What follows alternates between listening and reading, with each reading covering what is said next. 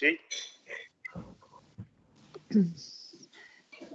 evening, everybody. My name is Fiona Connolly. I'm the DAS for Lambeth Adult Social Care.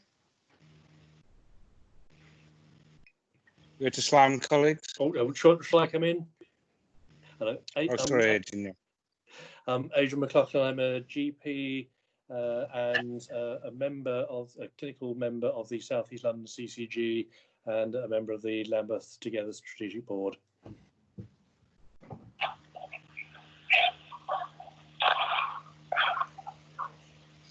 Will you go to SLAM, colleagues? Yeah, I think it's the trust now. So, hi, I'm David Bradley. I'm the Chief Executive of South London, the Maudsley. I'll hand over to any of my colleagues that wants to go next. Emily, I can see you on the list. Yeah, my name's Emily Finch. I'm Clinical Director for Southwark and Addictions in SLAM. My name's Rob Harland. I'm the Clinical Director for Lambeth and for Psychosis in SLAM. My name's Neil Robertson. I'm the Interim Chief Operating Officer at SLAM.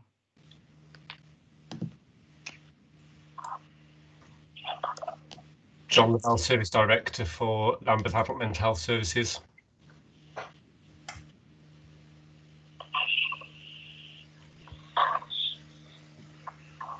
I think that might be it from the trust. And then we've got two service users.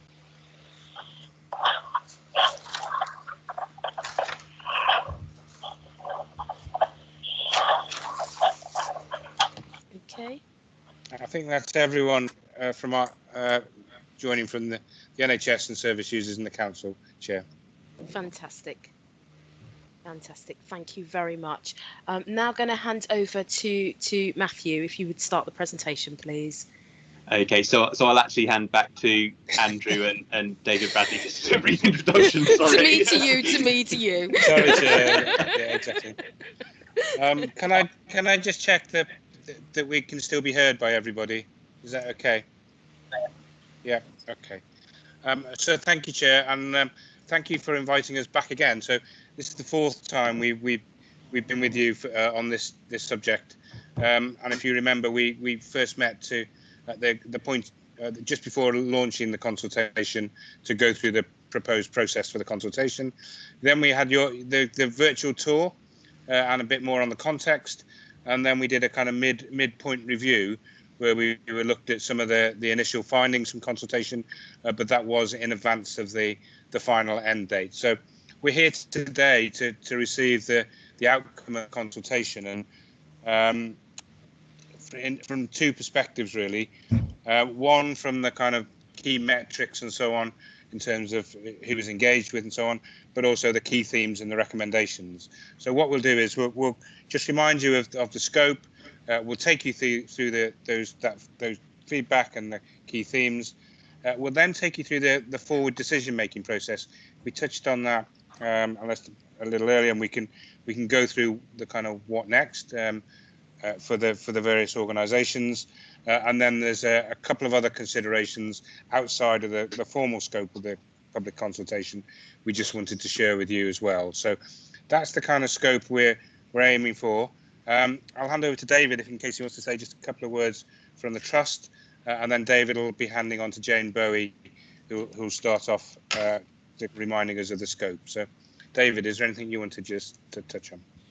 Thank you, Andrew. Just a couple of things, just to reiterate the importance of this to us in the organisation of our strategy of improving and modernising the mental health services for the residents of Lambeth and Southwark. This will give us a brand new unit based on the Maudsley site that will offer some of the, I mean, I've looked at a few mental health buildings and been involved in some of them, and the design and the internal spec in this building really does provide a really excellent therapeutic environment, which we think will be a real asset to local services, and one that will benefit people. So it's just wanted to reiterate how important it is to us to be able to provide this for people. And that's all I really wanted to say by words of introduction. So Jane, could you take over, please? Thank you. Just a couple of bits by way of introduction for me. Firstly, what we do want to do is pull out the main points from the consultation report, but what we also want to do is balance that with giving enough time for your questions afterwards. So I think particularly given the time, what we will do is make it a fairly succinct summary. What we've also tried to do is look at bringing in some different voices into our presentation. So David and myself will be splitting, talking through to the slides, but David will also be introducing Hadi, who've had recent experience of service, into the presentation, as well as they've helpfully said they'll come along and give some contribution to this evening. So this first slide then is the remit of the consultation that we undertook. As it is our fourth attendance at this joint committee, people will be quite familiar with it and familiar with the scope of this. But we did just want to make sure that we'd highlighted it, that it started on the 4th of March, finished on the 31st of May, and those other services that are listed further down are giving some background to the discrete consultation exercise focus that we had. So the next slides is just an introduction to the formal consultation report. And you have had access to that, and hopefully people will have had the opportunity to have a look at the full consultation report. The first slide then outlines here the methodology that was used. I think the point I would make is that social media very much focused as one of the mechanisms that we wanted to utilise for this consultation. And that was when the consultation was first planned. So it was prior to the onset of COVID. We did review this after the onset of COVID, but the use of social media just very much reflects how people access and utilise information at this point. What we also did was make sure, within the context of the equality analysis that was done prior to the commencement of the consultation, to make sure that we looked at targeting and had a particular effort in seeing how we could include particular respondent groups. So the next slide then, what we did aim to do in terms of the analysis was, one, to bring out some elements to make the most meaning and the most accessibility of key themes and key points of the feedback. But what we didn't want to do, and what we also wanted to retain, was the richness of individual qualitative bits of feedback, so that we had that balance between the two. So I'll now pass on to David for the next set of slides. I got in. Thanks. Sorry about it. I managed to get in. Yeah. All right. Thanks. Bye now. Hi. Thanks. Just following up from what Jane introduced. Thank you very much.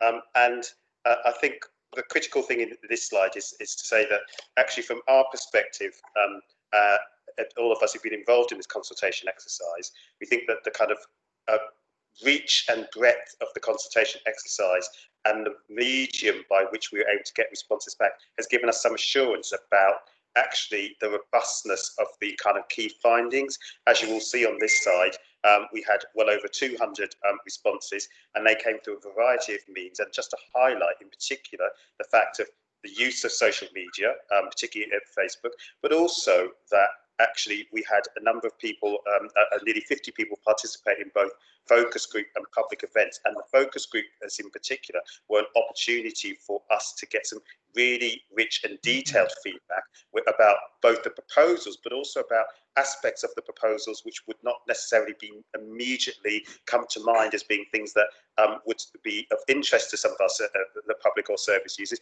particularly in relation, for instance, such as things as the design of the facilities and other aspects, which have gone on to kind of inform some of the key recommendations, and also in relation to then to the kind of breadth and demographic of the kind of individuals and communities that have been engaged in that process. So then, moving on to the next slide.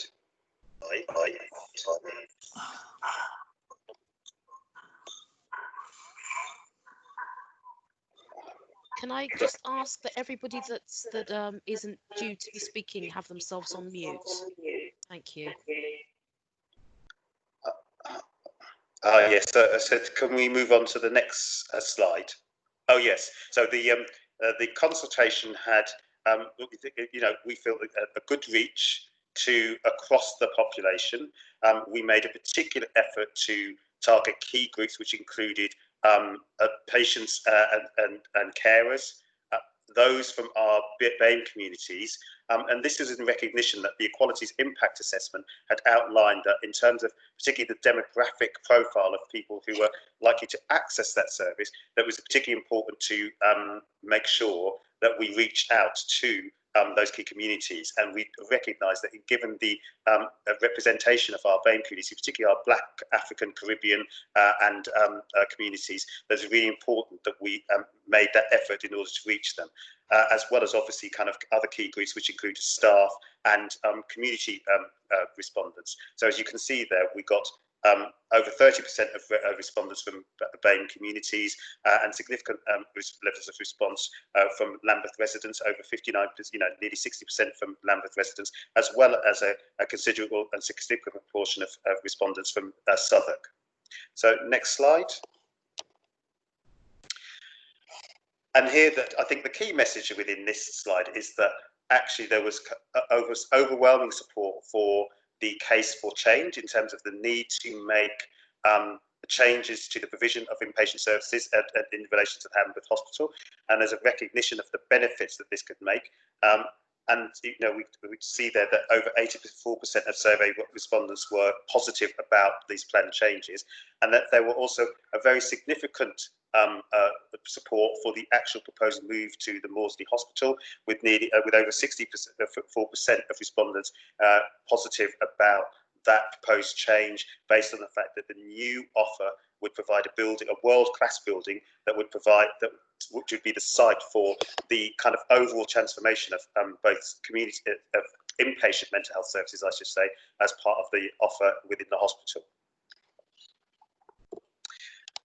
And then I think, the next slide, if we can, and this just highlights some of the kind of key feedback that we received in relation to the themes. And you will notice, just to pull out a couple of those, key highlights were issues about access, particularly in terms of travel for carers and from some service users thinking about how they would access sort of the networks, community offers back within Lambeth, but also there was some concern from staff about how they might commute into the new site.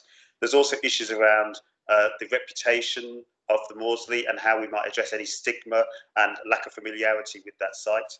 And of course, then for a significant proportion of individuals, particularly our BAME communities, the whole issue of the service model. So actually there's the building itself, but what happens within those four walls? Can we make sure that it is clinically appropriate, but also culturally appropriate to meet people's needs? And that again informs some of the recommendations going forward. And of course, there was very much a lot of interest from the community in terms of the future of the Lambeth Hospital site itself.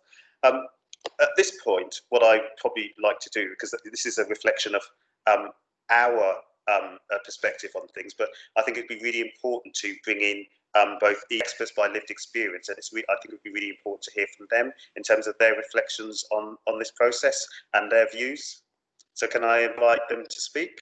Yeah. I'd like to thank you both so much for your testimony, and I think putting into sharp relief why we are all here and why we are on this call and wanting to support taking these proposals forward. So thank you very much for that. It's very much appreciated.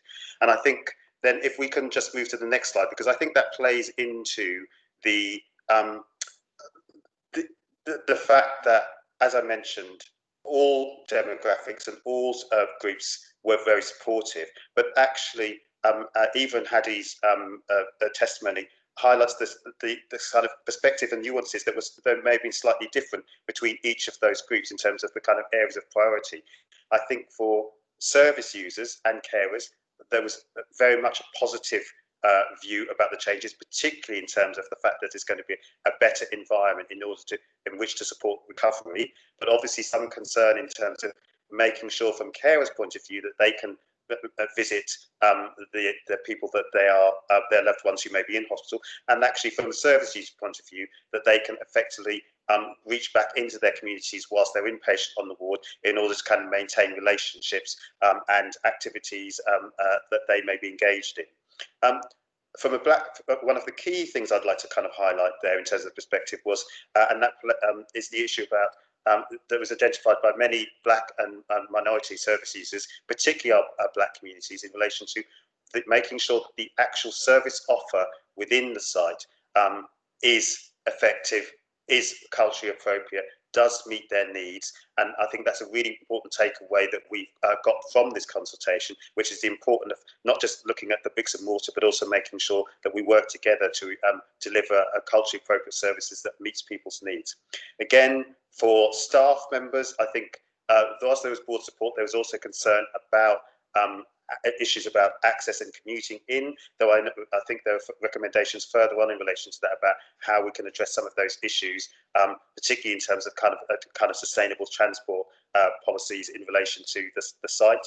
And then for members of the public, one of the key issues I think was about how these going forward, the use of the site, and particularly in relation to the loss of NHS facilities and how we might ensure that the site is used for future public and community benefit. So at that point, I think I'll hand back over to Jane. Thank you. So this next section is around themes and recommendations that have come out of the report.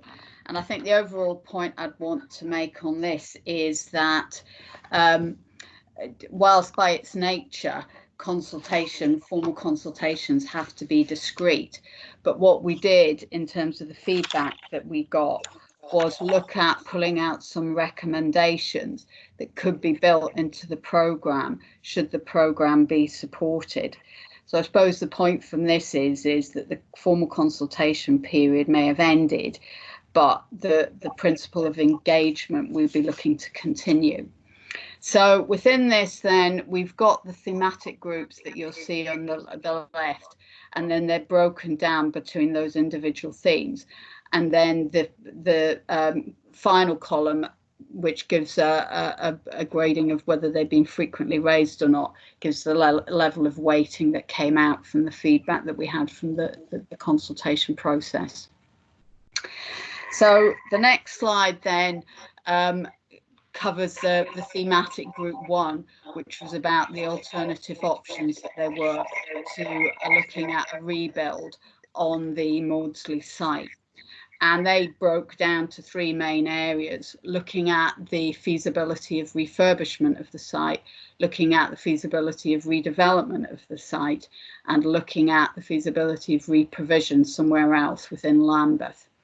There was really quite a lot of work done on these options, and just because of what we are now recommending, there aren't any other particular recommendations that we would want to carry on in terms of this particular theme.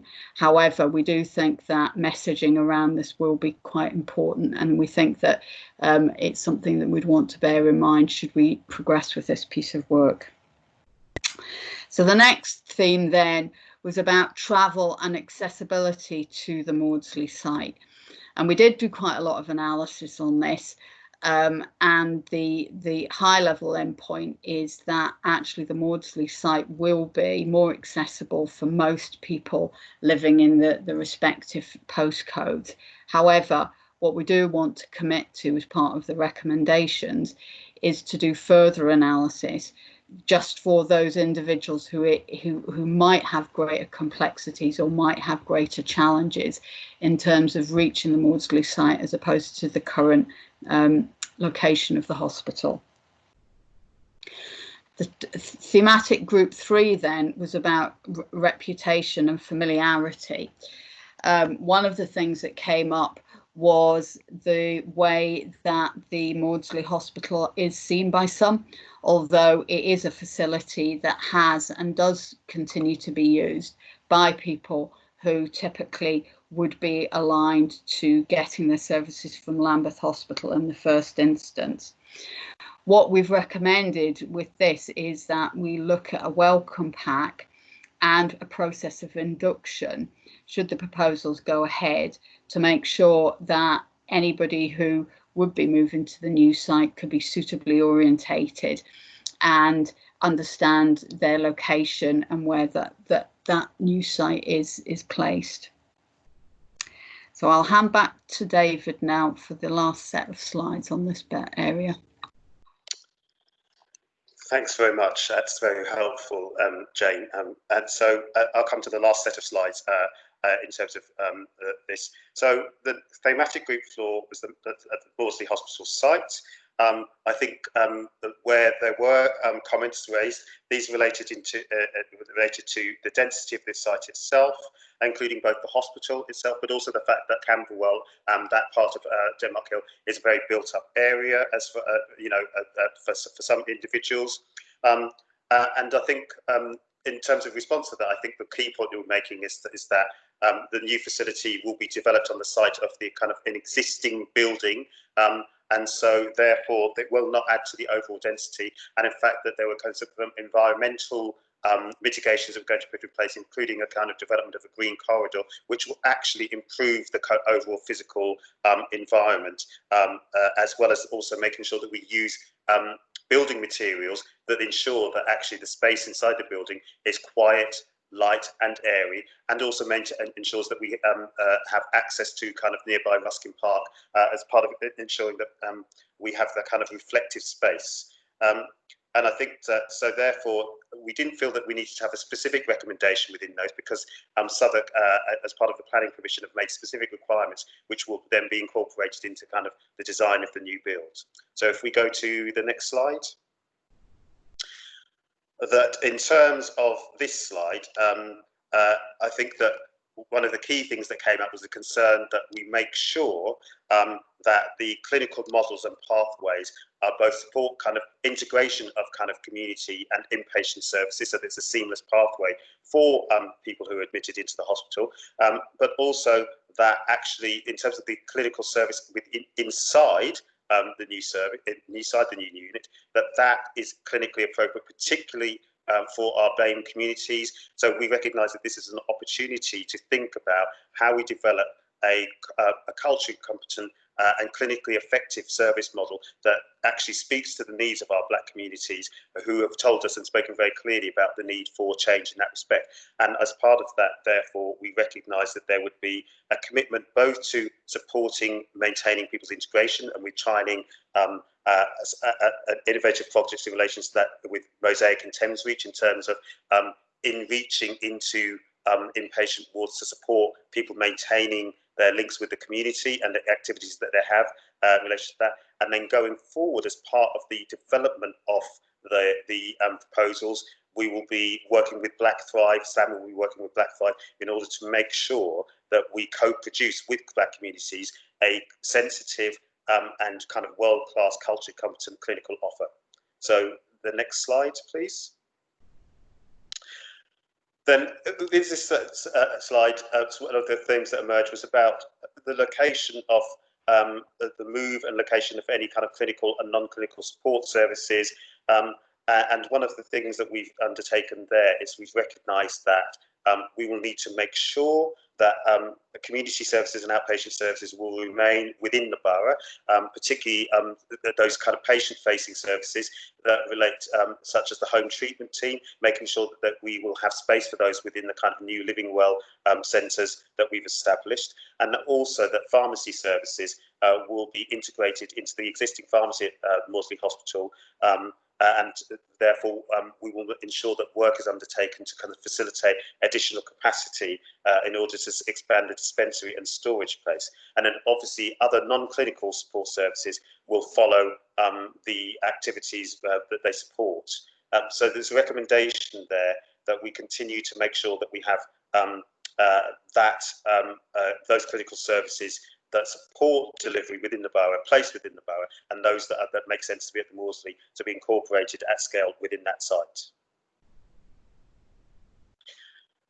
And then finally, the final set of considerations and comments related to the use of the hospital itself. Quite naturally, members of the community were concerned potentially about the loss of an NHS facility. I think that the intention from SLAM is that there will be close work with local communities to think about and the local authority to move forward with development of proposals that meet both the need for that meet the need for the investment to support the delivery of SLAM's ambitions, but also the investment to support the community benefit in terms of realisation of the scheme, particularly in relation to the proposals around potentially any housing option that may be pursued that would fit in with the kind of both the local borough, but also SLAM's aspirations to ensure affordable housing that would kind of support key workers in Lambeth and surrounding boroughs. And also that we think about how we make sure that there's a kind of due diligence around any financial options in terms of the sale or disposal of the site.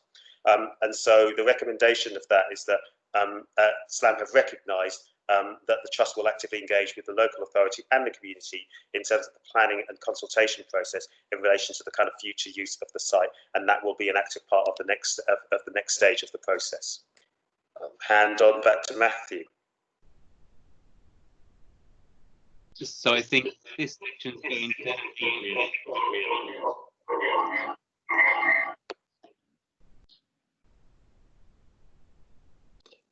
Hello. Hoping you can hear me. Sorry, there was some strange feedback there. So I'm Adrian McLaughlin, just to say a few words on the decision-making process. And to start, clearly we are referencing the Lambeth Together Strategic Board, which met in public actually on the 17th of June, not the 18th, as I think it says on the slide, but it's correct later on in the pack. We met in public in a virtual meeting to discuss the consultation feedback and the proposed recommendations, as you've heard. We were asked to reflect upon the feedback and the appraisals provided and to support the proposed recommendations to be included in the decision-making business case to be presented to the South East London CCG, and also specifically to provide support to an overarching recommendation that South East London CCG approve the preferred option as has been described already. And in the meeting, the proposals were welcomed. We had a good conversation in the meeting. And I think in particular the work on the consultation, clearly working through difficult times in COVID and hearing about the proposals.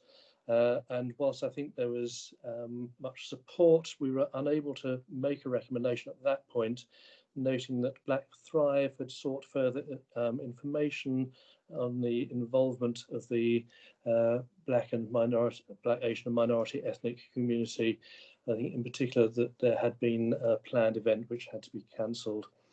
The Strategic Board therefore agreed that further assurance should be addressed on this in advance of making a final recommendation, but our preferred option still remains as you see in front of you and has been discussed already. I'm going to ask Neil Robertson now to summarise the further engagement that took place with Black Thrive in particular between the Strategic Board and this point. So handing over to Neil. Thank you, Adrian. So following on from those concerns raised, we had the opportunity to have two important engagement points with the director from Black Thrive to think about opportunities going forward to really build on the developments around culturally appropriate care within the context of a potential new inpatient service.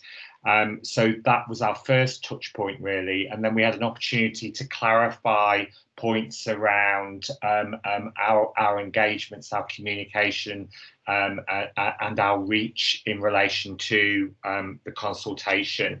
We then had a further meeting which really went beneath the specifics around the methodologies of the consultation, the feedback that we had to date, and also thinking specifically about the reach. And I think that David has touched on both of those points earlier.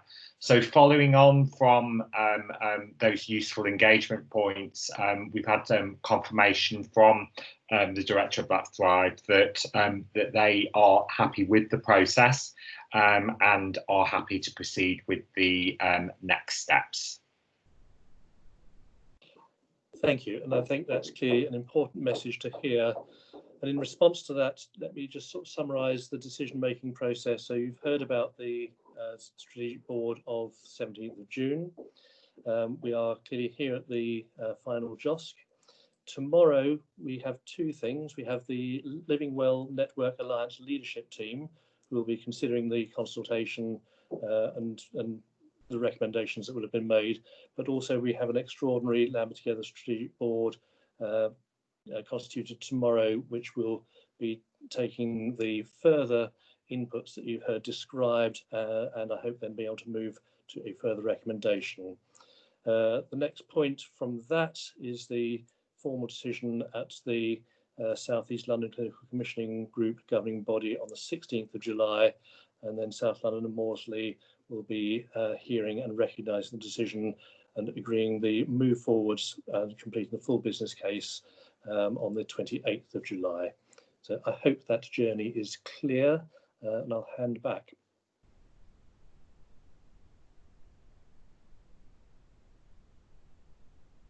So I think this section is going to Emily. That's right, and I've been asked to comment on the considerations for Southwark. Clearly the focus of the public consultation was on relocating services for Lambeth, but there are implications for Southwark residents and several concerns were raised. We explored the whole issue of how this will affect the Southwark patients on the SLAM site, and we're clear that if the preferred option is actually approved, it will enable the full SLAM estate strategy, which will improve the trust estate for the Southwark patients who will remain on that site. The details are not entirely clear. It's a long-term strategy. As you can see, it's over the period 2027-2030, but they are dependent on the capital receipts raised from the Lambeth Hospital site. So it will enable over time the estate on the Maudsley site to be improved as well. At the same time, and more, at the moment, Southwark services are being transformed to improve how we provide care for patients in the community and crisis care. We're integrating the care we provide via IAPT and assessment services with primary care, so care can be given in neighbourhoods at a neighbourhood level. Several points were raised about Southwark patients being placed in different boroughs, and it's quite clear that Southwark patients are sometimes placed in different boroughs. At the moment, perhaps the quite good news is as perhaps a side effect of COVID, all the Southwark beds are in fact now on the Southwark site. It's also probably important to make clear that when a patient who's a resident of Southwark is placed in a bed on another site, they still remain the patient of Southwark. And what we always strive to do is make sure they return to a Southwark ward, and even if they don't, their community care remains provided by their Southwark Community Service. And the same happens with other patients from other boroughs. We try always to keep patients in the wards that belong to their own borough, but at times, due to bed pressures, patients have to go to other places in SLAM. There's some concerns about financial implications for Southwark. Even though these Lambeth patients will be on the Southwark site, they remain the responsibility, their social care remains with Lambeth. And that is happens now for Lambeth residents, and it will continue to happen in the future. And I think Emma's going to cover the next slide. Yes, thank you. I'm Emma Crow. I've been supporting the CCG and the Trust with the consultation. So just finally, obviously, given what Emily said, we did ensure that the consultation was widely promoted within both Lambeth and Southwark, and particularly focusing on those who'd be impacted most. So that's the local residents around the site and those using the site. So to that effect, a flyer was distributed to homes and businesses around the site. We also took out targeted Facebook adverts, which were aimed at Southwark residents. We paid for advertising and advertorial in the South London Press. Focus groups were held on the site, including with carers from Southwark and Lambeth. And it was frequently raised in various staff mail-outs, as well as with service users on the site. So you can see from the breakdown in the column just there, where the responses came from those that were from Southwark. And it's worth noting that most of those are with the sort of service users or carers. Obviously, the building itself underwent a consultation in 2018 as part of the planning process, and similar engagement happened then with local residents, key stakeholders within the area. So that allowed people to comment on the design and the impact of the building in the local area. Thank you. And that concludes the presentation, Chair. Happy to take any questions. Fantastic. Thank you very much, everyone. Especially thank you to had they contribute and ask any questions with regards to what has been presented. You should have already received and digested this information, so hopefully we'll be able to ask quite interesting questions. So I can see Councillor Lindsay from Lambeth raising his hand. Would you like to kick us off? Thank you.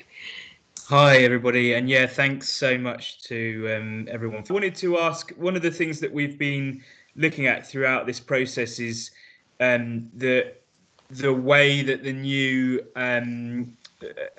wards would be configured, much more open, much more green, much more airy, and I just wanted to understand from you a bit better what, you know, were that the case, were it the case when you were in receiving support, would it what difference would that have made?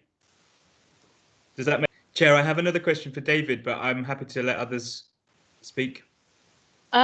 Would can you ask your second, and then I can see if let me just look in the chat if there's anyone. Okay. David, so if you could ask, if you could just carry on. I think it was David. During the presentation, there was a slide on the future of the current Lambeth Hospital site. I wonder if you are able to put that slide back up, or if not, don't worry, I can try and remember. Yeah, we can ask Matthew. Are you able to put that slide back up? 1 second, let me just get that back up.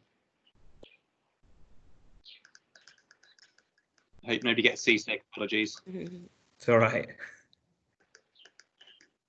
I think the start of my question was around how far along the process is, because 575 homes is quite a specific number, and it would suggest to me that you may have already started developing an invitation to tender or speaking to architects, planning consultants, that sort of thing. Are you able to tell us what sort of stage you're at the moment with that?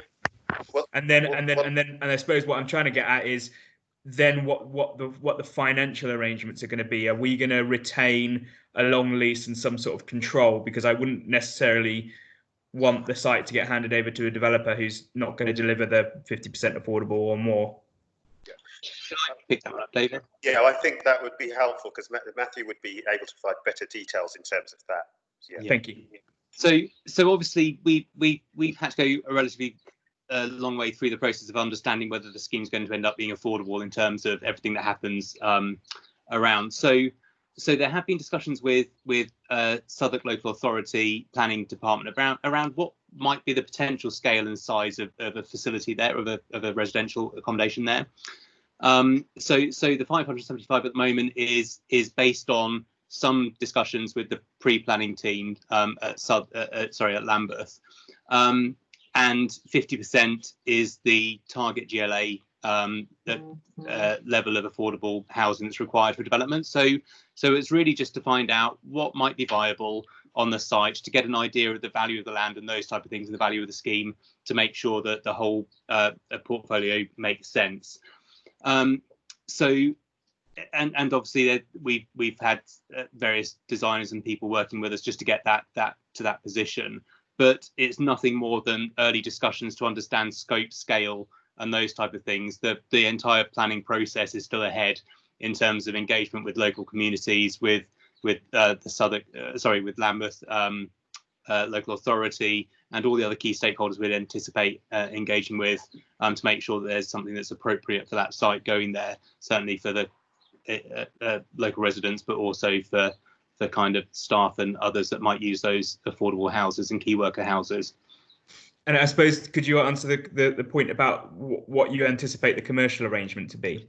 Yeah, so kind of the last point on that slide kind of picks it up somewhat. It's a difficult mix of kind of risk and benefit. So the NHS aren't developers. We're obviously healthcare providers. So it's finding that right balance between risk in the private sector and risk in the public sector, and benefits to both parties as well.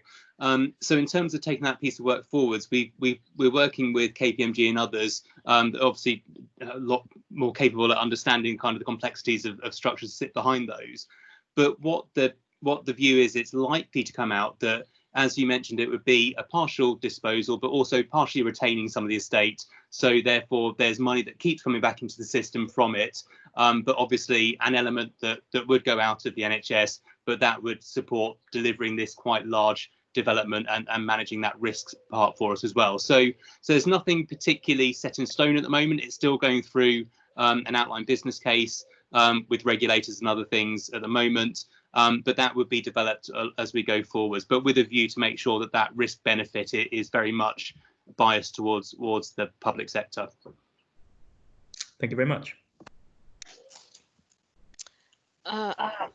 Can I jump in, actually, just to follow on from that point? I understand, obviously, it's a bit of a conundrum because we're not property developers, and we don't expect you to be, but the one concern is, we're putting the benchmark in for 50% affordable, and we're saying that there is a, there's a key workers who and local organisations who have always had issues with the high cost of the area, but no joining up of the dots to make sure that actually we are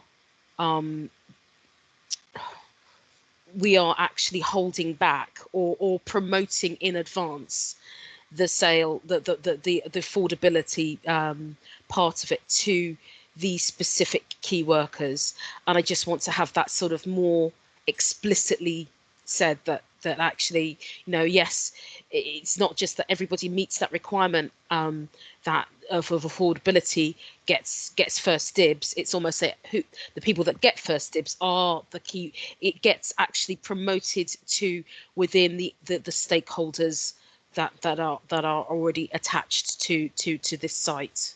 Yeah. Does that make sense? Yeah, I get where you're coming from. I think that one of the complexities is that this is based in both Lambeth's planning policy, but also the GLA's planning policy for London as a whole. So there's certain restrictions, but what we're not doing is trying to push down that 50% to kind of minimise the amount of affordable housing and key worker housing that would be there. But obviously, one of the key benefits we're looking for is really to help support and retention and recruitment of staff. And obviously, kind of around that whole Lambeth area, Southwark area, it is very, very expensive for people. So certainly recruitment and retention is very key on SLAM's mind in terms of how we can make best use of those affordable and key worker houses to facilitate making sure the services are delivered well. Okay, great. Any other members want to ask questions of this? Of the presentations, or questions to the service users? I can't see any hands raised.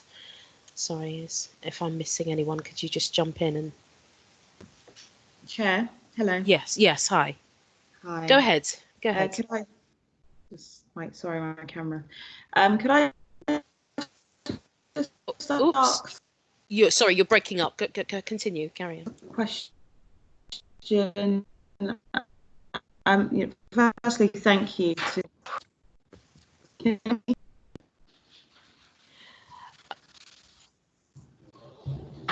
Councillor Manley Brown, you've got gremlins. I'm afraid we can't hear you very well. Do you want to try again?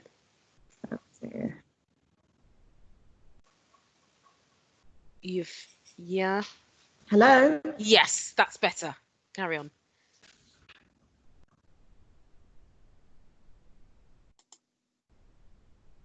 You can carry on. Yeah. If not, can we go to whilst you're trying to sort out? So I just really wanted.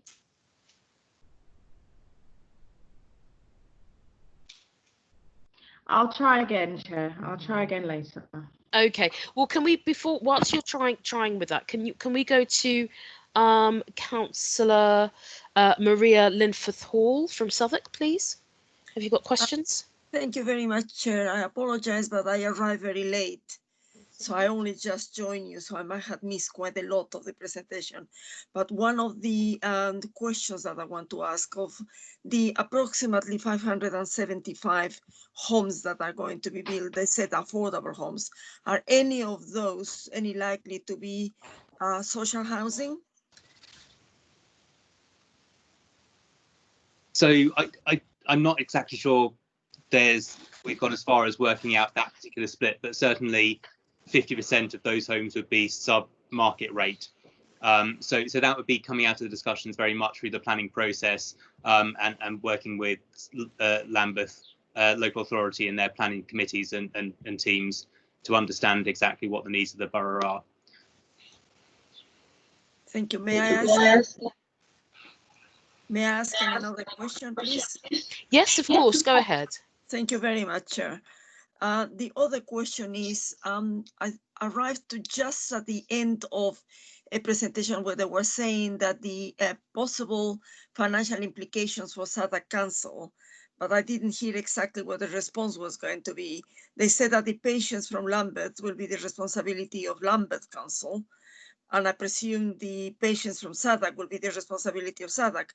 But how do you divide the responsibility? And what financial implications will be there for Southwark?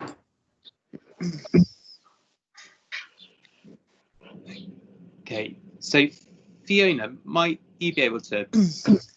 Sure. Yes, I just raised my hand. Oh, brilliant. So I will lower it. Okay, colleagues. So thank you for that question. It's very pertinent. So we already have arrangements in place with other local authorities. So let's use Southwark. So because we're quite small in terms of an area, we frequently have people that are known to Lambeth who use services in other local authorities. And what we're really clear about is that where people are originating from a borough to access a service elsewhere, we always retain responsibility for those individuals. It's set in law, to be honest, and it is quite right that it is, because we are wanting to support people to access services in the best place possible. That's sometimes not in the borough that they live in. So it's really important as directors of adult social care across London, to be honest, that we have arrangements in place that we ensure that we retain responsibility for our public and our population to access services elsewhere. We have a good example which is mentioned in the report around the Section 136 suite that is in the Maudsley, and that is used by people from areas outside of Southwark. And we have wrapped an agreement around that place of safety just to make sure that Southwark doesn't feel that they will be have an unintended impact of services coming into their borough. So that's really, really important. And that has been working very well. And we would expect something similar to be wrapped around this. Yeah. Thank you very much. That's good to hear that. Thank you. Brilliant. I'll just jump in. Obviously, with my previous planning committee member hat on, I do realise that there would be in the planning discussions section 106 provision, which means that the affordability part of the actual development would be marketed to local key workers first. So that reminds me and answers one of my questions. That said, I still would like some more information as to when we say affordable. It's a bit of a conundrum. What actually is affordable, and is it that you're just getting a percentage discount from an already overpriced property, or is it that there is a component of social rent, as well as shared ownership options? So that needs some sort of clarification, I think. If there's an answer to that, if not, we will sort of recommend that we get sort of some kind of feedback about that.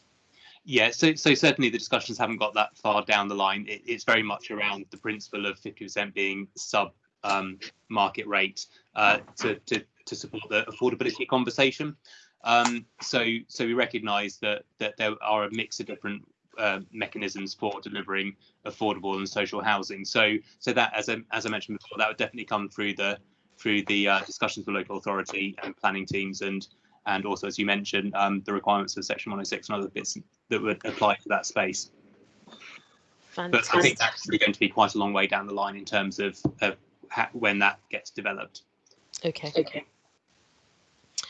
Can I now ask for Councillor Smith, please? Charlie Smith, would you take yourself off mute? You're still on mute.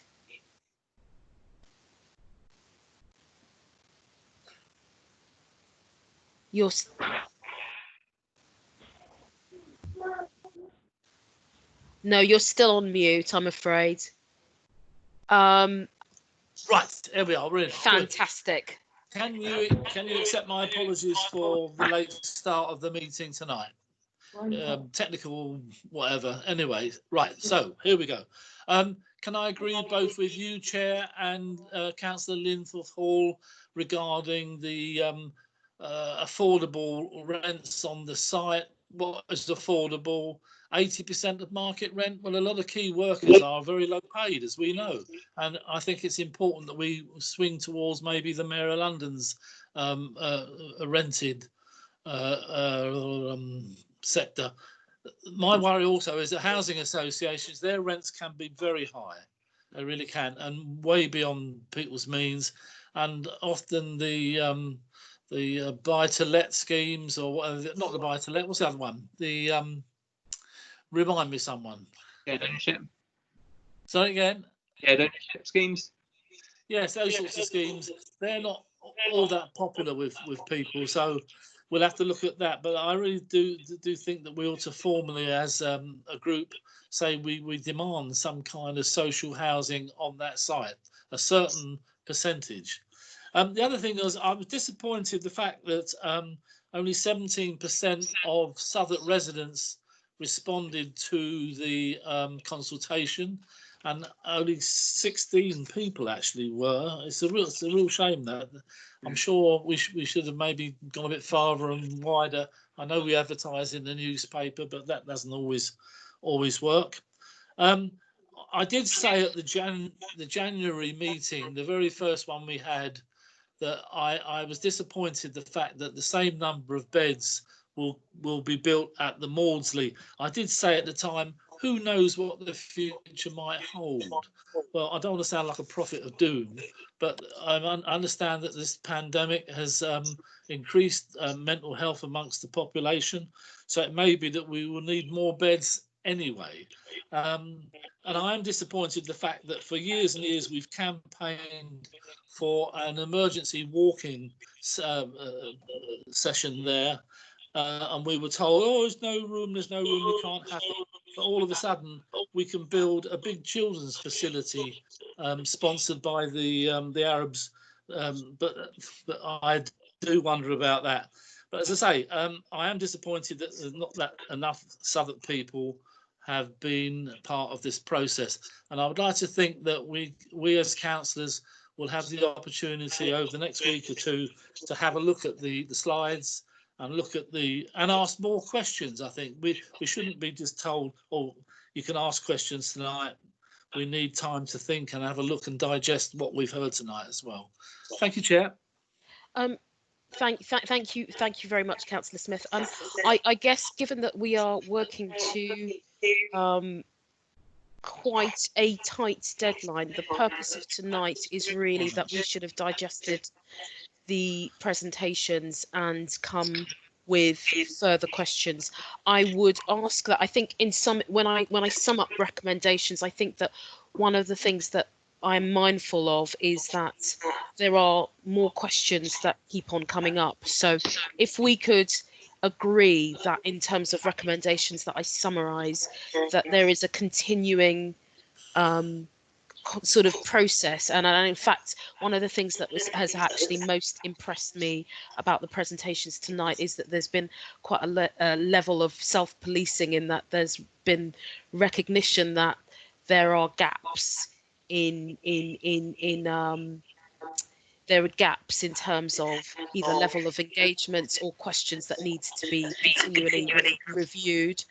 And therefore, if we can keep on and have some mechanism of feedback as to how that level of engagement is continuing, we can try and address the fact that there is a poor level, I would say, a poor level of engagement with Southwark residents from the Southwark part. As any Councillor Manley Brown, are you able to ask your questions? I'm keen to get you to put your yes. Councillor Masters, can you hear me? Can yes, everyone hear absolutely. me? Yes, go so for I it. will thank you all for your presentation.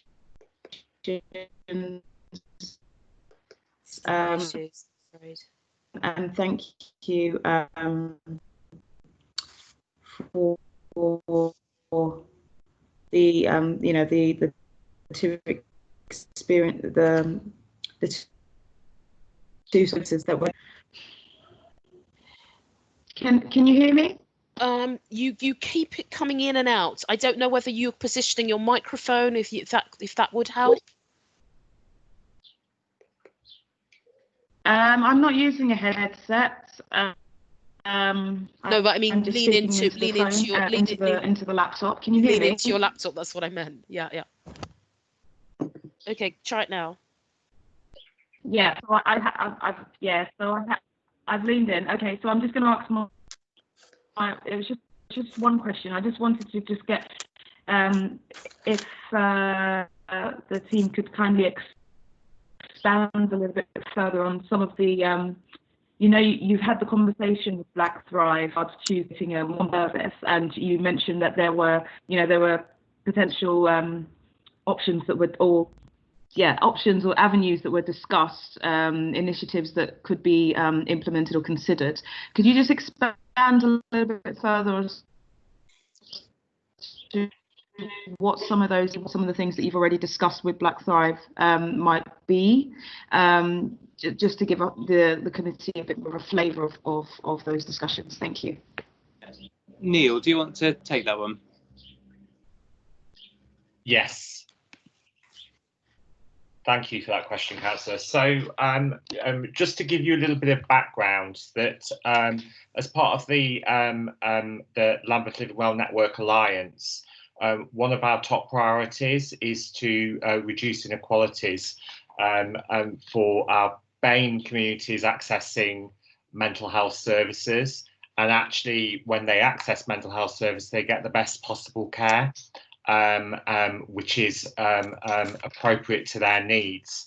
So what we did last year was start some work with Councillor Jackie Dyer Black Thrive and some key members from the Lambeth community to start a conversation around culturally appropriate care, but also thinking about culturally appropriate peer support and advocacy. So we start those conversations around thinking about what that looks in the context of the community. So how can we ensure that our BAME communities are getting that access and they're getting the support to get the help that they need. One of the conversations that's generated from that, particularly my conversations with Councillor Dyer, is about actually we have a real opportunity to think about extending that work and developing culturally appropriate care in the context of mental health inpatient care. So what we've agreed is that along with the community offer, we're going to do a specific programme and project around working up what that offer is going to look, because obviously dependent on what the next steps of this is, it's irrelevant whether it's at Lambeth Hospital or whether it's actually a new offer, that we've got a real opportunity to have a conversation. I think that also what's going to be critical around that is about making sure we've got the right leadership and project support, so that we are actually going to communities rather than a default position of communities coming to us, and actually doing more outreach in order to develop that offer. And I think that certainly this fits with the Trust's commitment, SLAM's commitment, to also be thinking about how we move forward the patient and carers race equality framework. Although actually this is about, we're talking about Lambeth, but actually there's loads of opportunities for us to spread this across the whole trust, but we've got a real opportunity in terms of testing and learning. Thank you. And will some of that also be applied towards staffing? So there's sort of cultural intelligence training for staff. Thank you. Thanks. Yeah, absolutely. Great. I can see that. Do we have Catherine Negus? Do you want to raise any issues, any points? Yes. From Southwark Health Watch. Yeah. Thank you. Thanks for all the presentations as well. I have 3 points, please. The first is what I've noted in the chat box, which is my role here is to focus on the public involvement from a Southwark perspective. And I appreciate some efforts have been made to reach more Southwark respondents. But I do want to clarify a point that in the consultation report, it says 16 Southwark residents took part, whereas the presentation said it was 17%. That's quite a difference. And I recognise I might be missing something there, but I did want to flag that up. It doesn't seem to match. The second point, I realise these are really big financial issues that apply across the NHS, and NHSI will be looking at them in detail. But I wonder if we could maybe hear more about how the Southwark services on the Maudsley site will be improved as a result of the changes, given that I understand there's a funding gap for the move, which is to be met through SLAM funds. And thirdly, thank you, Councillor Smith, for raising the main potential Southwark concern about the pressure on the Maudsley site. I just want to ask whether Partnership Southwark has any formal role in this decision-making process, and if they have expressed a view, please. Thank you.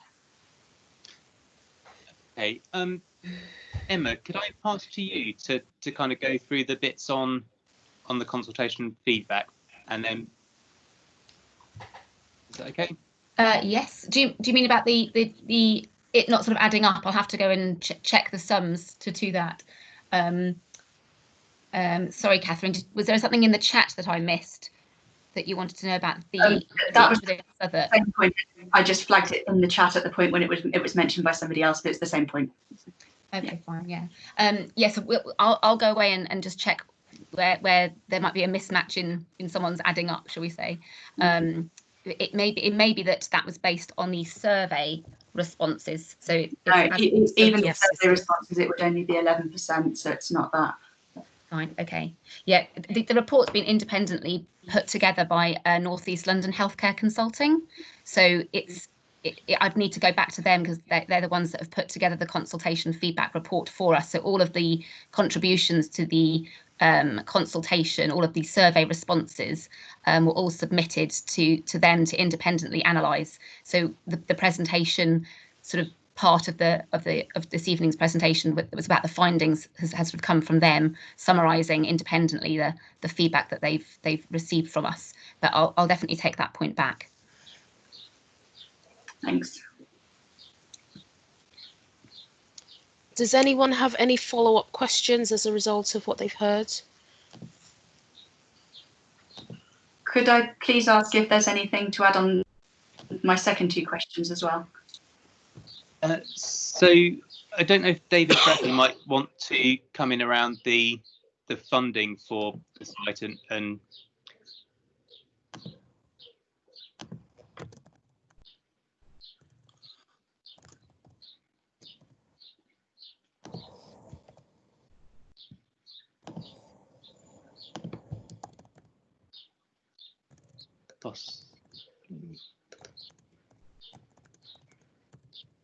Okay, so maybe not. So I think at a high level, the SLAM have funds to develop the Douglas Bennett House replacement, so Lambeth Ward's replacement service. But obviously, this is part of a much bigger scheme for redevelopment of all of the ultimately all of the different wards across the SLAM portfolio.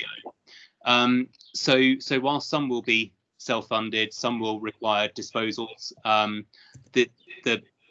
There will ultimately be a position where there's a requirement for external funding from the centre as well, and therefore over the course of time, the strategy at the moment describes a route through how the organisation can make the changes to all the different wards, but the reality of the funding mechanism is that those will need to go via business case processes as we move forwards, as we have to with this particular change as well. So at the moment there's a strategy that defines how the different sites could be redeveloped. But in terms of funding, as you say, there is a requirement. There will be a requirement for central funds at some point. And as we know, there's been lots of things in the news about opportunities for new hospitals and new developments to be made. So it's part of a big scheme within the whole of the NHS around how we manage the particularly poor level of the state that covers the NHS as a whole. So it would go through those processes.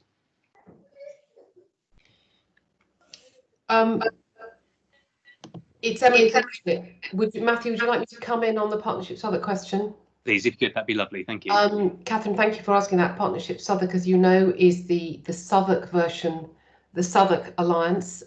It's less well developed than the Lambeth Alliance and isn't an independent decision-making body. It's not such a well-developed organisation. It's not the organisations are contractually linked. That said, Southwark SLAM have been very closely involved in this process, and we are the Southwark transformation process, which is linked to this, has been very much part of Partnership Southwark. So I think, although the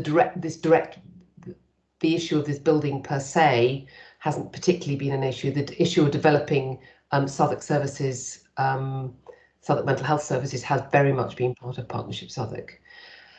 I could perhaps add something to Councillor Smith's point about crisis services on the Maudsley site. There is currently, as part of the transformation planning, a plan to have a safe space at the Maudsley, which will be a safe crisis space for Southwark residents, and that we haven't yet fixed on the final site, but the current plans are that it will be on the Maudsley site. Good, well done, well done. Neil, do you want to come in on that as well? Yeah, no, so I just thought I'd go back to your point earlier, thinking about our strategy and thinking about how we're committed to improving all our wards on the Southwark site, and we have an ongoing rolling capital programme which is going to commit to improving those areas. So obviously, Lambeth development is part of our whole estate strategy, but we want to really drive up improved environments across our existing Maudsley Ward sites.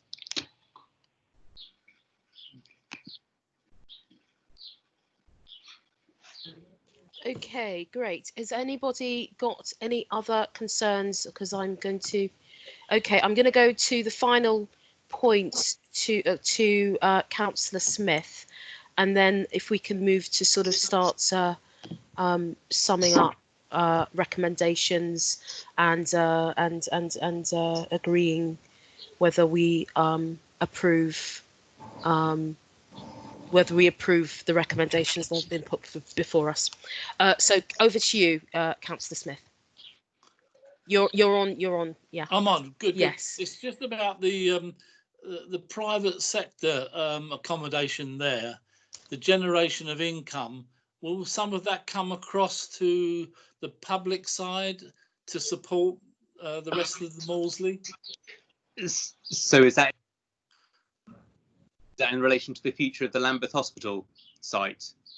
Well, no, it's what goes on at the Maudsley now. There's private health there, and in the future there'll be more private health there, and the income that's generated from that will the trust then pass some of that across to the public sector?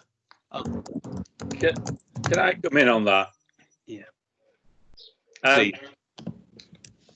Sorry, there's no private health care at the Maudsley.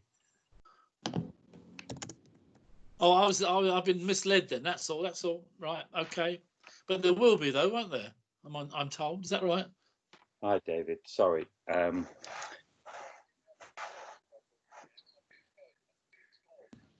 No. Sorry. Can I call you back in 2 seconds? Cheers. Thanks. Sorry. Sorry, that was a London regional director ringing me. So I felt I had to, of the NHS. So I thought I had to take his call. Just in terms of the thing that there is no private health that we have at the Maudsley. We haven't got any plans for that either. So no, not really. All right. Good. Good. Thank you. Thank you. Thanks. Yeah.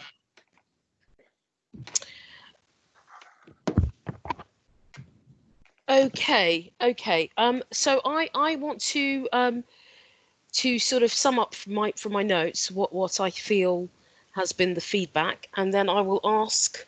There's no need for a formal vote, but I would ask for sort of approval from members. So in terms of, again, I would stress how I found the feedback quite comprehensive, and thank you very much for everybody that has contributed and answered questions. I do feel that we're on the right path, but this project is going to require constant sort of a mechanism, at least for us to go back and to review as we go along. So I think the main thrust of what I want to say is that I think it was evident from your own sort of self-policing that there is a requirement to keep on the engagement and to develop conversations.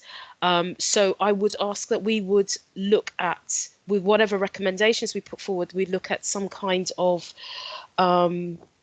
tracking and a report back in 6 months in terms of how we're doing with your objectives, because I'm mindful that we are in extraordinary times, but we weren't able to extend the consultation period even within the, because of the COVID pandemic, when we had questions about the level of Southwark engagement, and we were already flagging up that we were not happy with that.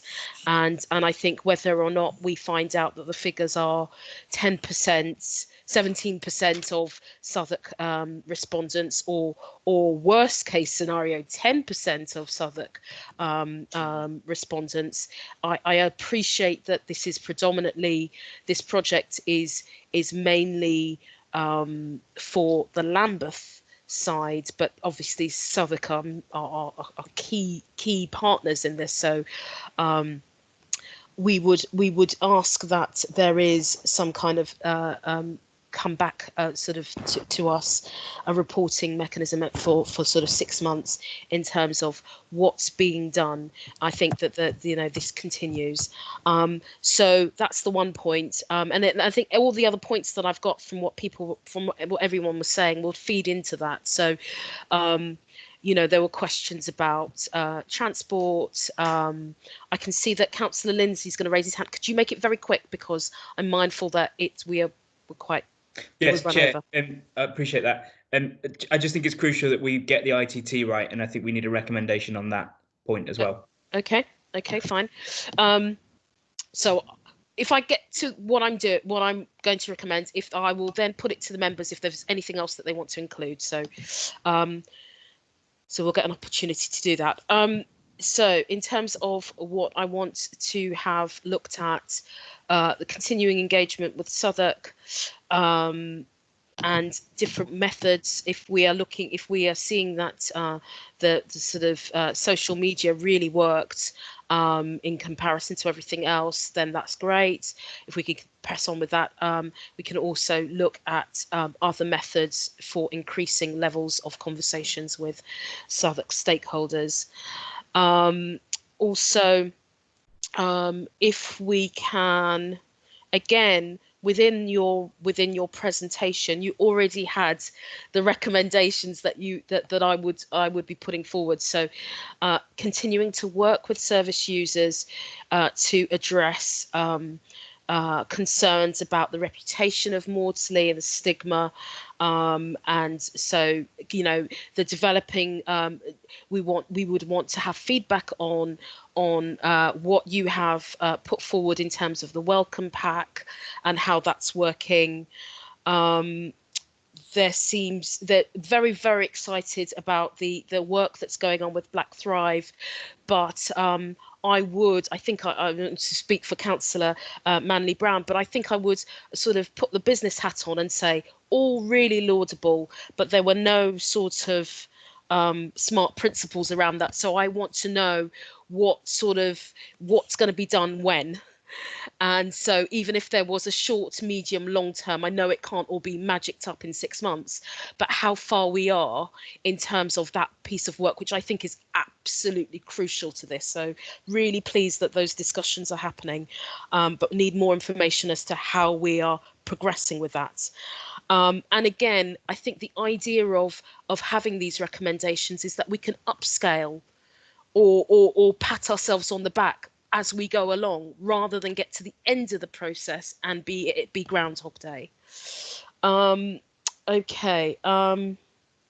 There were lots and lots of questions around the actual property sale of the existing site, and I do appreciate the constraints of us being, not property developers, but there are so many questions, and so could we have within, and there are ongoing questions that are being had, but can we have more meat on the bones as to what is affordable? I know that you won't be in a position to sort of talk about market sale value, but I'm sure in terms of speaking to property companies, in terms of them looking at the viability, they would already have an idea of how they want to get into it, whether it's worth their while. So you've got the 575 homes. What percentage of them would be, we've got the 50% threshold, but what percentage of the 50% are they going to be affordable rent? What percentage are they going to be shared ownership? Or is it just a straightforward discount? So we need, again, more information on that. And I don't want to over-egg. Yes, I mean, I do really feel, and I'm Lambeth through and through, but I really do feel that more consideration has to be given to the points that the Southwark team have raised. So a lot more. Councillor Smith, could you put yourself on mute? Sorry. a lot more consideration in the sort of 6-month interim sort of feedback could be given to what steps have been done with Southwark in terms of all the points that have been put forward. And I think that's mainly it. More sort of tangible measurements in terms of activity with Black Thrive. And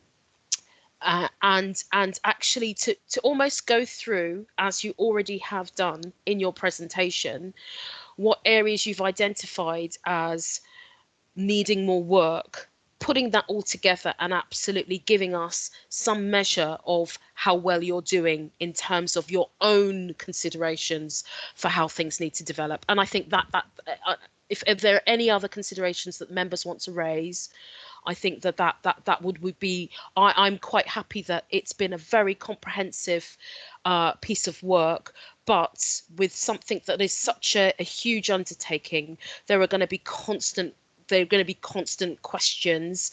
And I think in terms of residents and service users for both Lambeth and Southwark, we need to be as thorough as we can on this.